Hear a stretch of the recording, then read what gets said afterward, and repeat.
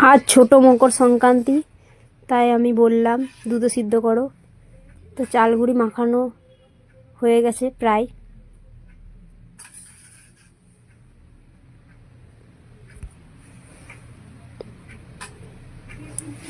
দুধে সিদ্ধ তো আমার খুব ভালো লাগে, তোমাদের কি ভালো লাগে? তাহলে কমেন্টে জানিও। আর ভিডিওটা ভালো লাগলে লাইক কমেন্ট শেয়ার দিয়ে পাশে থেকো।